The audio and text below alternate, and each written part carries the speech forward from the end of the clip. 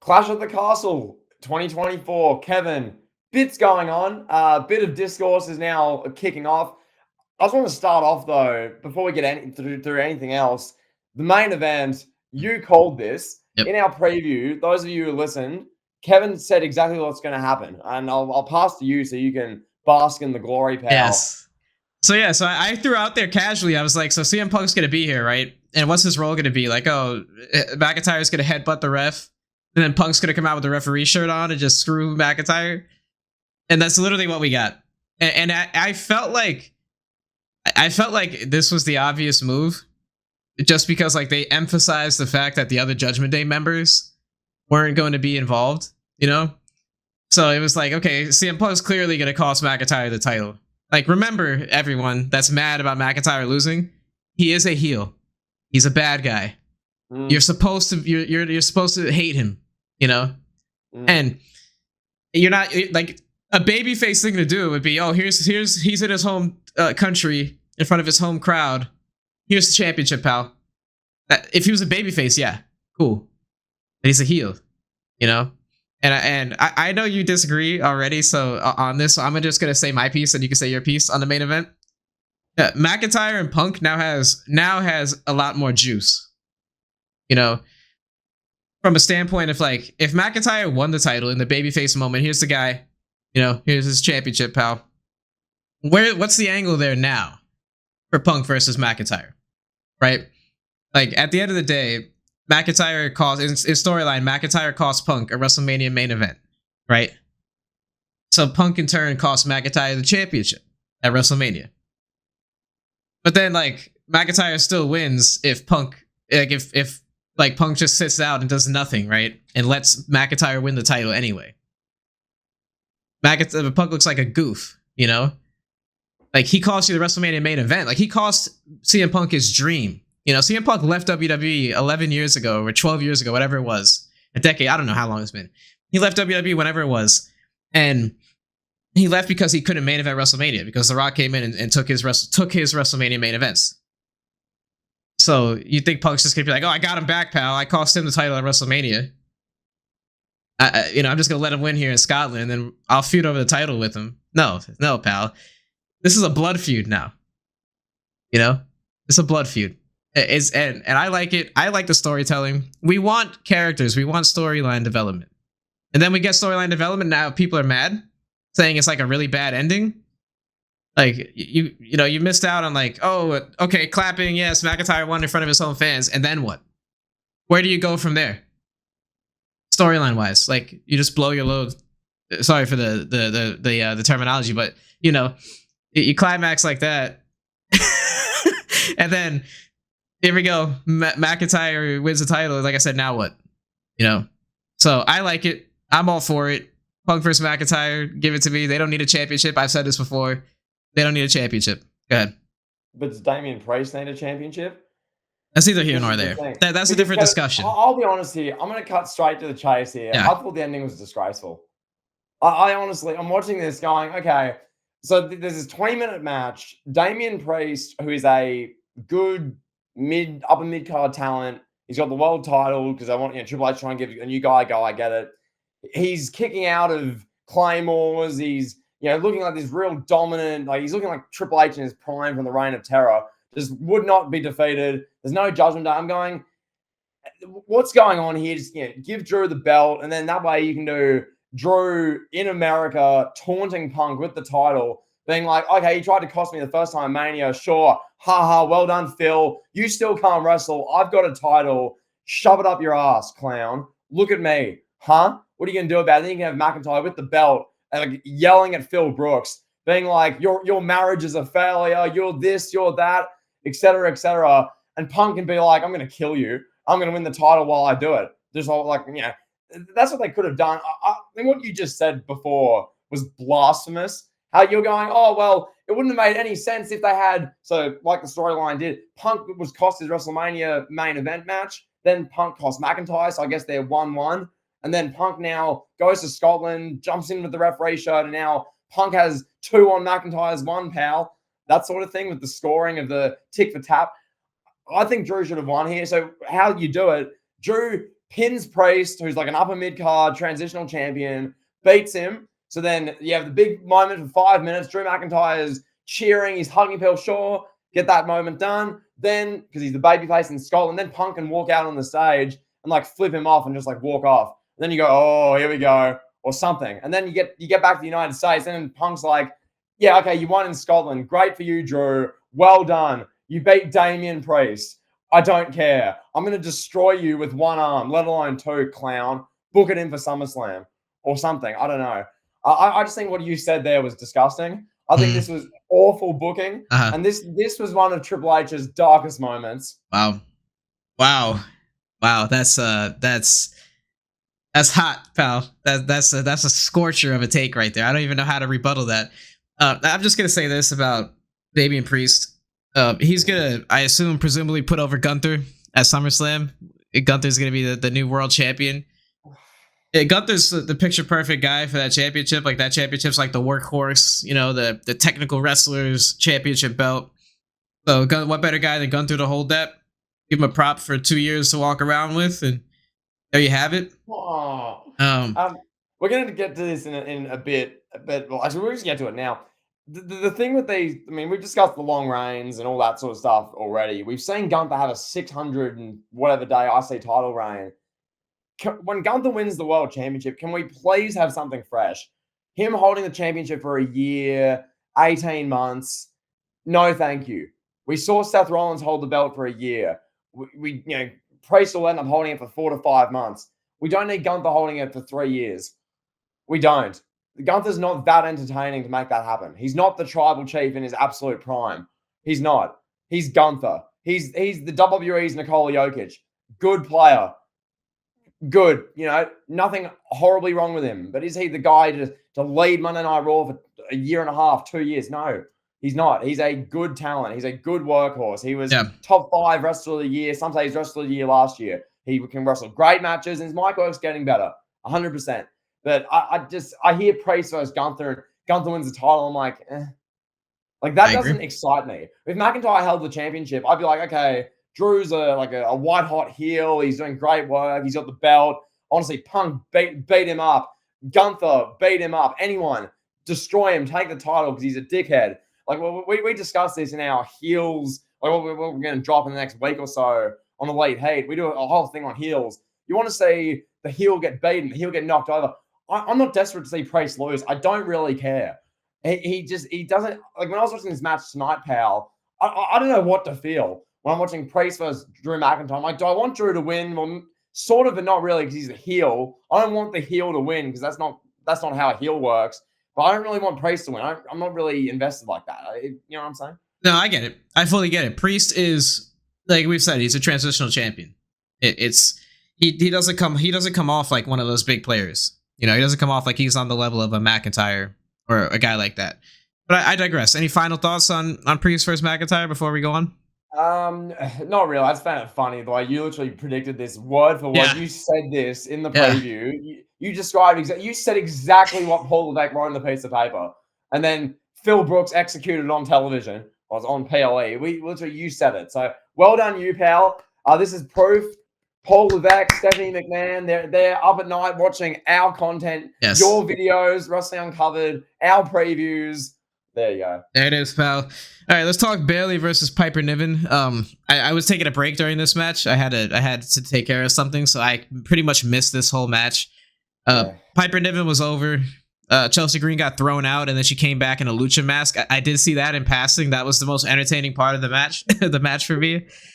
This was a classic, like, international PLE match. You know, you got the challengers from Scotland and Piper Niven. Got the babyface champion. And yeah, that's it was what it was. It's not a banner title defense for Bayley, and it really doesn't need to be. We're gonna talk about Bayley in long form on an upcoming episode of Elite Take. We're gonna talk about both Bayley and Gunther and their places in the wrestling realm. So I'll save that discussion for then. This is like this discussion for then. But I do think Bayley is what do I say? She's not living up to the expectations that I had for this title reign. I'll just say that. But yeah, overall thoughts on the match? Solid. Okay. Is anyone gonna go back to watch this? after today, probably not. No. Like, this will be one of those matches which, you know, when you go back to watch Clash at the Castle, you want to watch Styles and Cody. And what they did is we'll get to shortly. And you maybe want to, like, revisit the ending of McIntyre and Priest, sure. But this match is just, yeah, international PLA match. This match was just a less good version of Rhea Ripley versus Selena Vega. It was just a less entertaining version. It went for 13 minutes. Oh, look, Bayley's the champion. She's working with the hometown hero. Okay, the champion who's clearly like 3 tiers above wins. Good for Piper Niven. She's hugging family members in the front row. All there really was to it. I mean, you said you were barely paying attention to this match. You saw the Chelsea Green stuff. That was entertaining, yes. I watched this match. I was like, it's not bad. Once again, not great. Just sort of there. This is the match I'm watching going, okay, can we just get to the main event? Like, this is that match. I'm watching it going, just get McIntyre out there. Get Pepsi Phil out there in the referee shirt, pal. Let's get to it. Absolutely. All right, so moving on. Then we had Sami Zayn versus Chad Gable. This is another polarizing match, seemingly, with the internet. And what I've just comments that I've seen and overall reactions. And I'm okay with this match going the way that it did. You know, I don't think Chad Gable necessarily needs to win the championship, like, at this moment. I think he will ultimately win the title, but they are setting up a storyline to get Otis over, as presumably Otis and Maxine. So if they could do that, if they can get Otis over, then you have a nice challenger for Chad Gable once he does win the title. So that's what I think is going on. I don't think it needs to be hot shotted. You can still get more out of Gable just being the pissed off heel that can't win a big match. You know, there's still plenty more to get out of that storyline. Him holding a fake prop, walking around the airport with a fake prop, does not mean that Triple H is a bad booker. You know, just because that didn't happen. Cook. Like Chad Gable's gonna be fine. He just signed a brand new contract. We're gonna get another 2-3 months of him being mad and not winning the title. Maybe he'll win it at SummerSlam. But yeah, it's not the end of the world. Everything's gonna be okay. Sami Zayn is not prime Hulk Hogan. Sami Zayn didn't walk into Triple H's office and say, I have to beat Chad Gable or I'm walking out, brother. Like, that did not happen. You know, it's all good. Sami Zayn is a great champion. And that's all I got to say about this. Yeah, they're doing a slow burn so that once Gable wins the title, like the next night on Raw, or even like that night, let's say it's SummerSlam or Berlin or wherever this happens, you can have the visual of Gable, similar to tonight, where he's just shouting, he's screaming. Only he's got the championship belt in one hand. He's screaming at Otis, F you mean nothing to me. I did this all myself. Yeah, he's slapping Otis over and over and over again. He's just slapping Otis, and Otis is like, or he just, and just like throws him around, and like the crowd erupts and he turns face. That's what they're building towards here. And it'll be a fun moment. I'm here for it. I'm not losing sleep at night, pal, because Sami Zayn retained a mid-card championship and a June PLE. It doesn't really bother me. Sami Zayn is Sami Zayn. I don't really complain about much stuff he does because it's just Sami Zayn, pal. He's good at what he does. He'll have a decent length reign here, but not like crazy long or anything. It's only the Intercontinental Championship. This isn't the Universal title. I'm not like that amped up about it. Is Triple H evil and a horrible booker and showing his true colors because Gable wasn't written down to win a kayfabe match in June? Not really. Like, Gable will win the title soon. He's doing good stuff. As you said, he re-signed a contract. He's somehow the magic of his entertainment power. He's getting Otis over. He's getting Maxine Dupree over. He's making Tozawa somewhat entertaining. If you can do that, you're doing very well. Clearly, the whole Alpha Academy thing was set as a challenge for Chad Gable. Hey, you can wrestle good matches. We know that. Do something else. Show your range. Entertain. Do something, Chad. And so he's done a great job. He'll be given the title eventually. Yeah. Just because he fell victim to Gunther's 700-day run and he couldn't beat him when Gunther was 400 days in his reign. Whatever. He'll beat Sami Zayn soon. We don't need to break Twitter over this. We don't need to have meltdowns on YouTube reviews. It doesn't matter that much. It is okay. Yeah, it's all okay. It's all good. It was a good match. It was, a 20-minute match. It was awesome. It was an awesome match. It was one of the best. Maybe this is probably the second best match on this card. All right, pal. So now this is another hot topic of debate. Yeah. And I know you have a lot to say.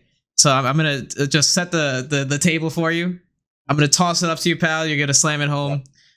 So this was the triple threat tag team match for the WWE Women's Tag Team Championship.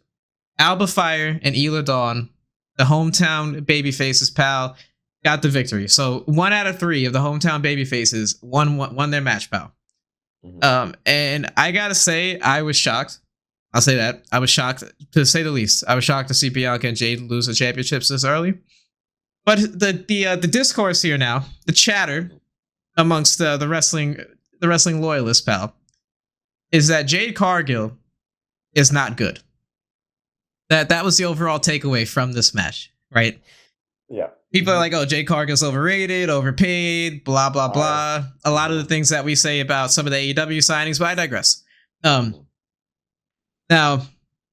I'm going to say this, just to be fair. If this was happening in AEW, if someone from WWE, let's just say Becky Lynch went to AEW and lost all her aura and was botching, we'd be tearing to shreds. So I'm going to be fair here.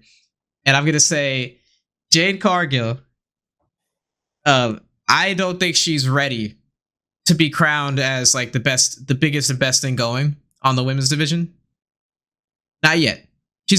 I think she can get there. She has potential through the roof. But nevertheless, what do you say to the naysayers, pal?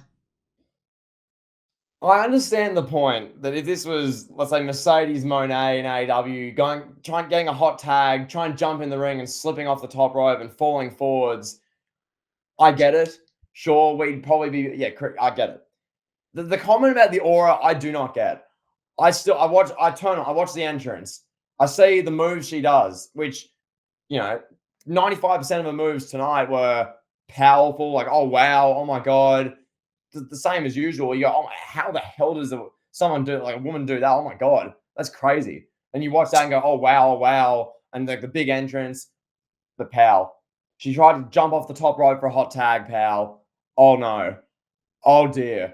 Pal, when I woke up this morning and I saw messages from a few people. I mean, you were one of them about the botch from Jade Cargill. I thought, okay, did she drop someone on their neck? Did she drop someone and land and snap their arm like we've seen in AEW? Did she try and do it like a Sammy Guevara and just jump off a really high thing and miss and like land on her head?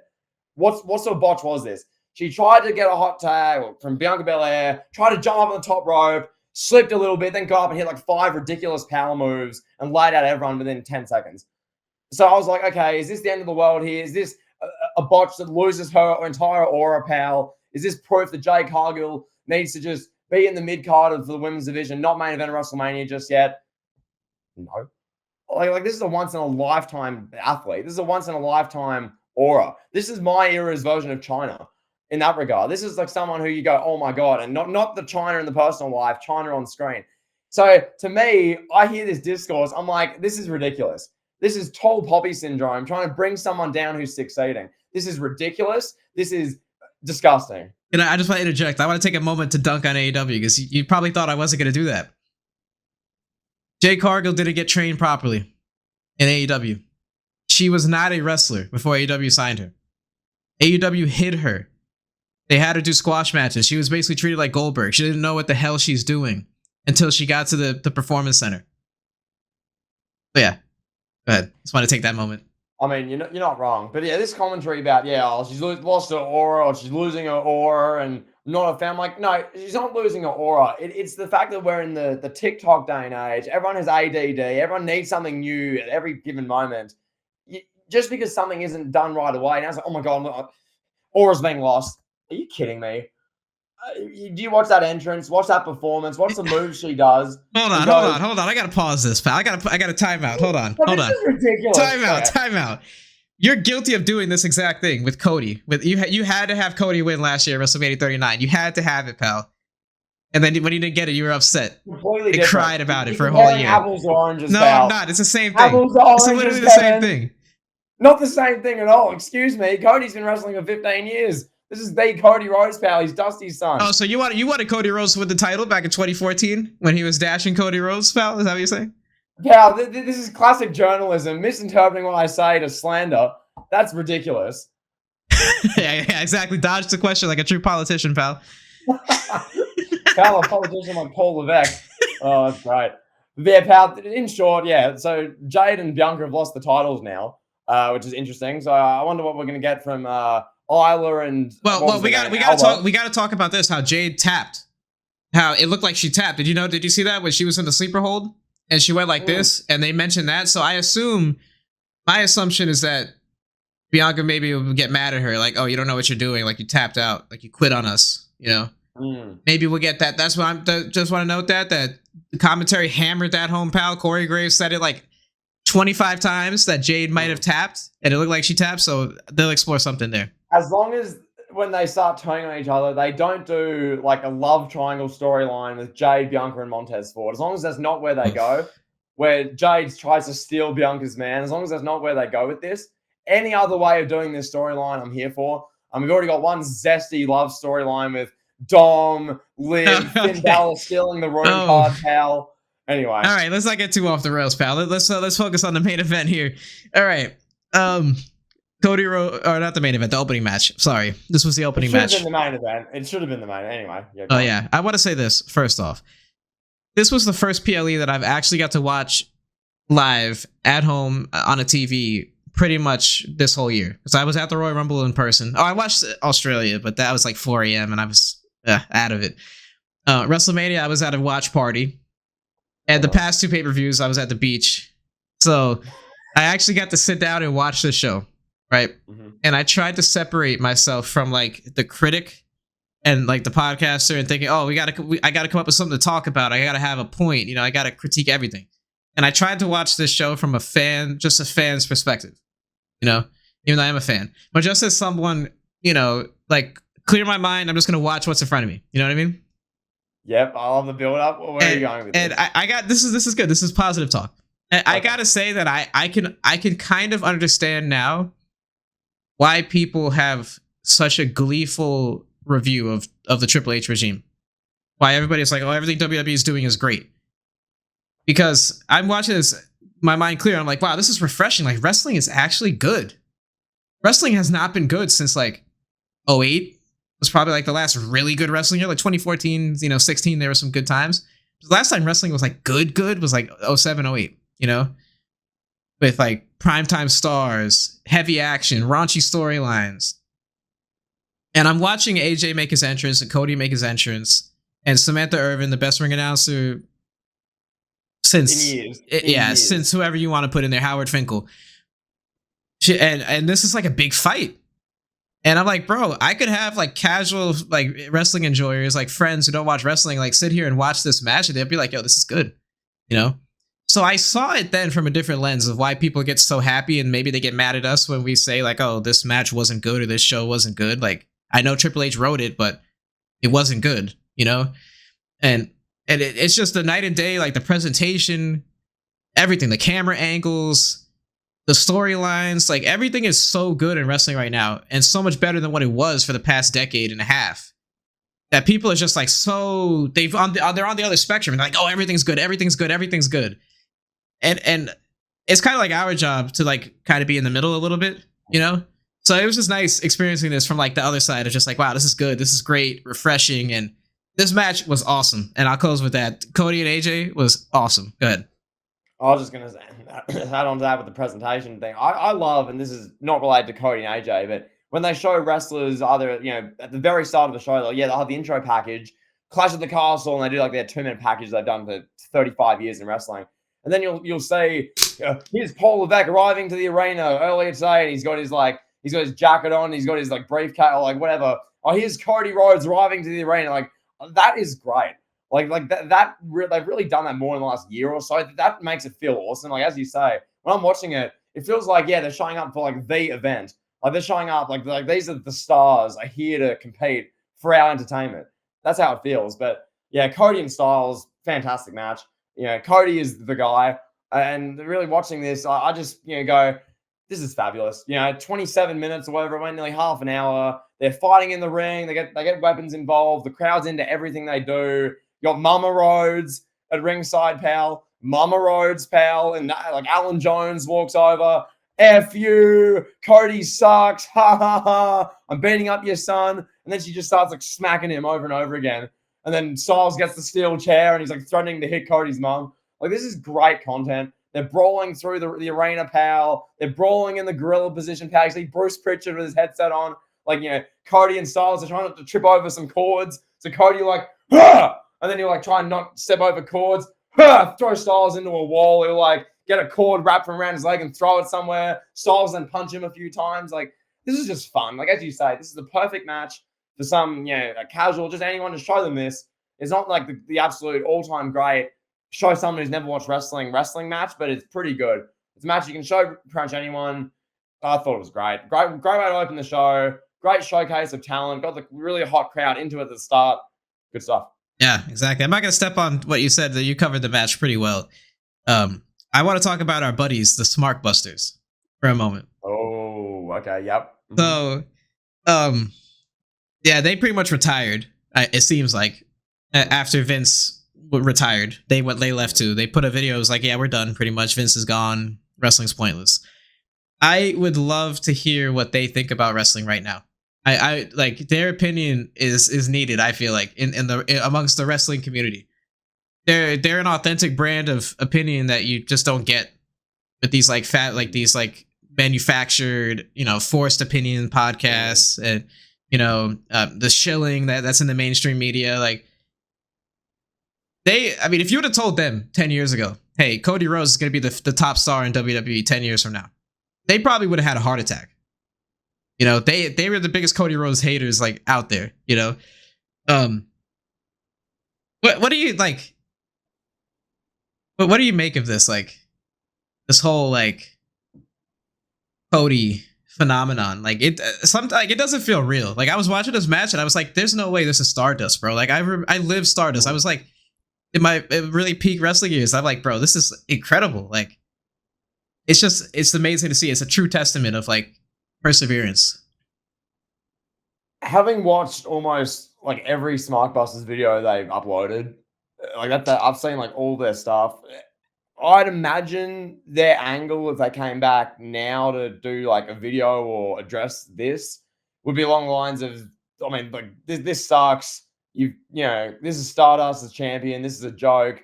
It would be some version of that, but they'd have their own spin on it. Because really in wrestling, as you touch on, no matter who you listen to, generally you get the same like three opinions. You get pro one company, anti the other. You get someone who just hates everything, or you get someone who just loves everything and wants to be best buddies with everyone in the business. So you get a variation of any of those in most of wrestling media and wrestling commentary. Their brand was so different, and it always was so different, that they were just so strong on F this guy, or this like sucks, and using every disgusting expletive under the sun to describe it. It was content which I couldn't, at the time I was like, oh my God, wow. And you watch it back now and go, I can't believe they get away with some of this stuff and don't get like sued, But as far as their stance on Cody, it's crazy because you watch Cody come out, he either wears suits or he's this, jacked all-American world champion pal, crowd thunderous. He's working like the best match of the show each time. It's not like he's just like a work rate guy. Like there's way more strings to his bow than like an Ospreay or something like that, for instance. He's like a legitimate just top star. He's the biggest star in wrestling as far as like a face who shows up, or just anyone generally. He does his job so well. It's interesting now to transition into another topic, which you can address in a moment. It's interesting now that I guess they're getting the bloodline back involved with Cody now, which I think is a great idea because we touched on this. As the face champion, Cody, he needs a big storyline or something that he can really sink his teeth into, whether that's a match against Solo Sikoa or something, which Roman's screwing Sikoa or some stuff going on there, potentially. Like, I don't know, Sikoa in promos being like, I'm the tribal chief, Roman's a fraud, Roman couldn't beat Cody at the big show, I'm going to beat Cody at the big show. Watch and learn, Joe and Hawaii. Watch, as you're sitting on your couch, watch this. He's staring down the camera. Paul Heyman's in the back, like having like a meltdown. You got like Tama Tonga and Tonga Loa, just like, and then, you have the Usos and Roman run down and beat down Sikoa in this title match. I love to see what they're going to do, pal. I've said a lot, but yeah, over to you, pal. What do you think? So Cody retains. Any more thoughts on Cody retaining before you get to what happened after? I mean, the match was awesome. Yeah, that's all I got to say. The match was way better than I expected. And I was just thinking, wrestling is back. Like, we got the top babyface bleeding, we got a pretty violent match. I would say, like compared to like what we've seen over the last like decade or so. This was a slightly more violent match. This wasn't an AEW death match or a Nick Gage match. So please don't misconstrue what I'm saying. But this, for like WWE standards, like this was a pretty good match, pretty good like weapons match, and I loved it. But to talk about the ending, Randy Orton, bro. Randy Orton, did you see the way he was staring at the belt?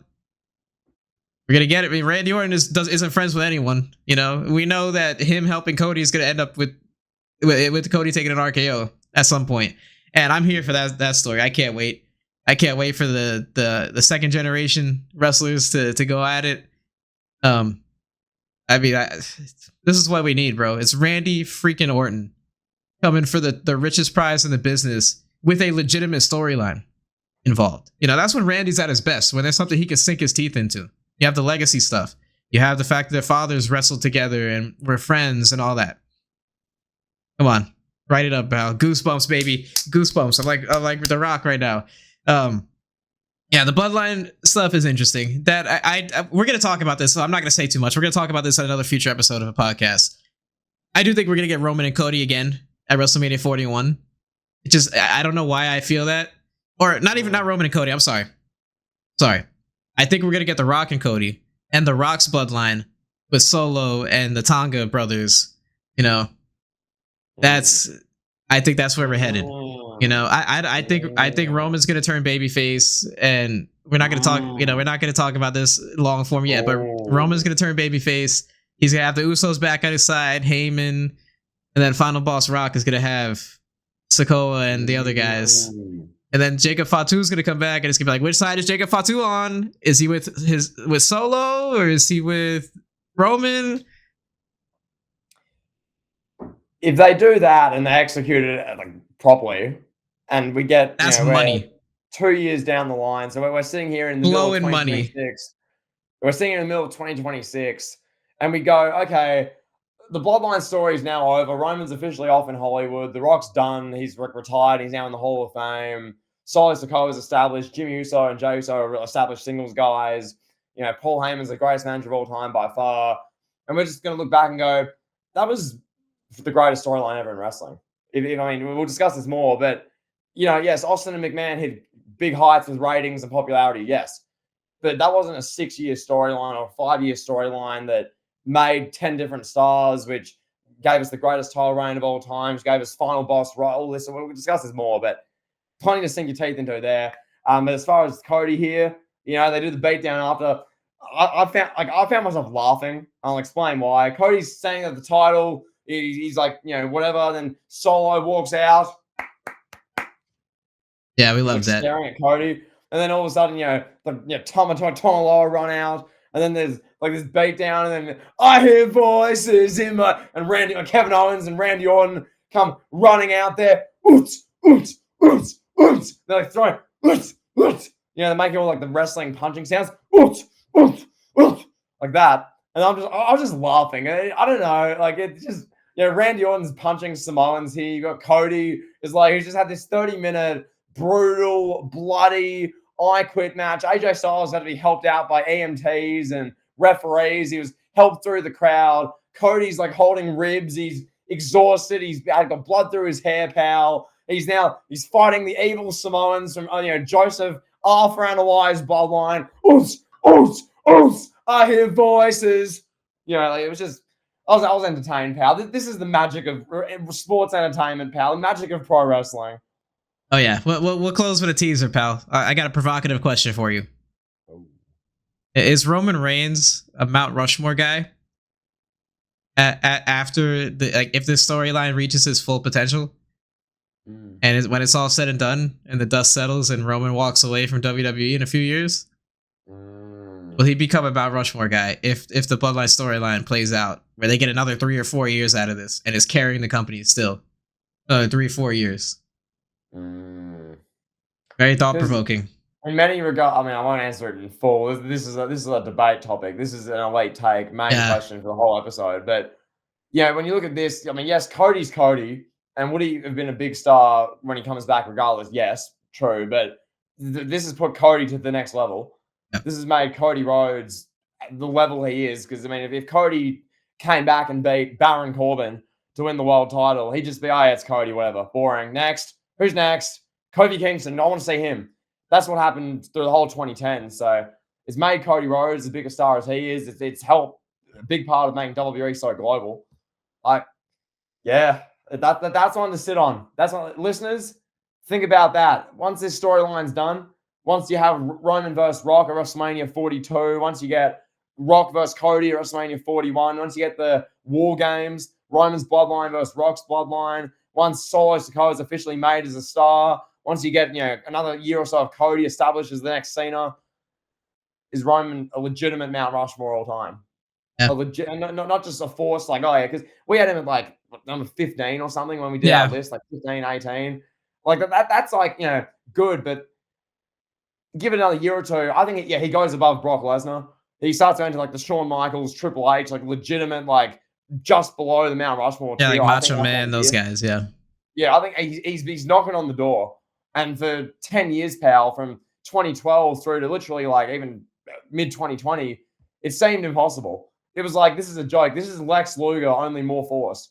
This is ridiculous. Like, we don't want this. Get him off. Yeah. We don't want 5 main events of this guy. We don't want him versus Brock Lesnar every main event. We don't need Big Dog Roman. We don't want this. Get him off my TV. F you, Roman, as he's supposed to be cheered. And to think he could well go down as Mount Rushmore, it's unbelievable. So leave it there. Not Backlash, sorry. What was the show? Clash of the Castle. Clash of the Castle, pal, not Backlash. Clash of the Castle, Glasgow, Scotland, pal.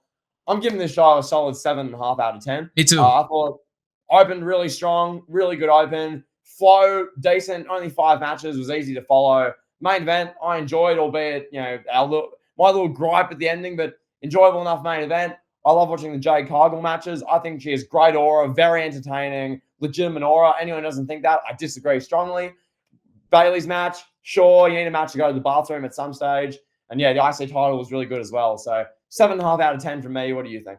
Yeah, I give it a 7.5 out of 10 as well. I thought it was a good show. I thought it was one of the better like C-list pay-per-views or PLEs that we've seen in the Triple H regime. I thought it was fun, enjoyable card, top to bottom. Two big time matches, and the Intercontinental title match was good. The tag team title match was good. The weak point really was Bayley, honestly, Bayley's match, and that's not too bad. I mean, the match wasn't bad. It just didn't have the same meaning and investment that the other 4 matches had going behind it. So, yeah, I'll say this before we get out of here. That we have a podcast episode of the Future Pal when we discredit Solo Sikoa as a main star because he lost 10 matches in the winter of 2024. In 3 years when Solo's getting ready to main event, we can get on here, put in a studio and say, yeah, Solo's reign means nothing. Remember after he beat Cena and he lost 10 matches in a row on SmackDown, pal? He was jobbing to LA Knight and Randy Orton and everyone and their mother. Solo's not a main event guy. Yeah. Printing money, pal. All right, I'm good. You got anything else to say? That's my gimmick. I'll be like, Solo doesn't have aura. That'll be my gimmick for like 2 years. Solo has no aura. This is like Solo's just Rikishi, just not good. Oh my God. No aura. I'm not interested. Well, I can't wait, pal. But yeah, what a blistering few months ahead, pal. WWE marches on, pal. Legitimately good storylines, pal. Has you invested? This is what we love to say, pal. There you go. Absolutely. All right. Well, that's it for us. We'll talk to you guys later. Peace.